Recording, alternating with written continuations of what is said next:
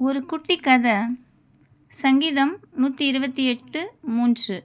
உன் மனைவி உன் வீட்டோரங்களில் கனிதரும் திராட்சைக் கொடியைப் போல் இருப்பாள். 2 மன்னர்களுக்குள்ள சண்டை. தோற்றவனிடம் வென்றவன் சொன்னான், நான் கேட்கும் கேள்விக்கு சரியான பதிலை சொன்னால் உன் நாடு உனக்கே. கேள்வி: ஒரு பெண் தன் ஆழ் மனதில் என்ன நினைக்கிறாள்? வென்ற மன்னனின் காதலி மன்னனிடம் கேட்டது. தோற்ற மன்னன் பலரிடம் கேட்டான், விடை கிடைக்கவில்லை.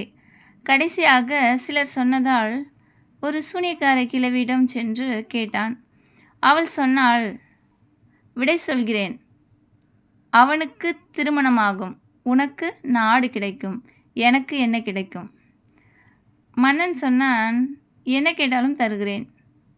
சூனியக்கார கிழவி விடையை சொன்னாள். தன் சம்பந்தப்பட்ட முடிவுகளை தானே எடுக்க வேண்டும் என்பதே ஒரு பெண்ணின் ஆழ்மனது எண்ணம். இப்பதிலை அவன் ஜெயித்த மன்னனிடம் சொல்ல, அவன் தன் காதலிடம் சொல்ல, அவர்கள் திருமணம் நடந்தது.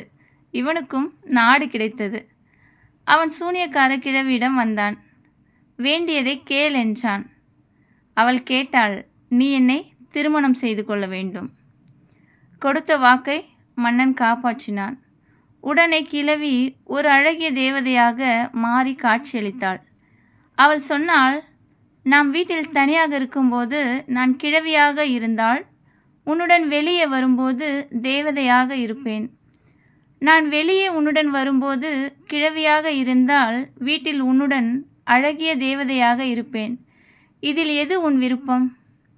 அவன் சற்றும் யோசிக்காமல் சொன்னான், அது உன் சம்பந்தப்பட்ட விஷயம், முடிவு நீதான் எடுக்க வேண்டும் என்று.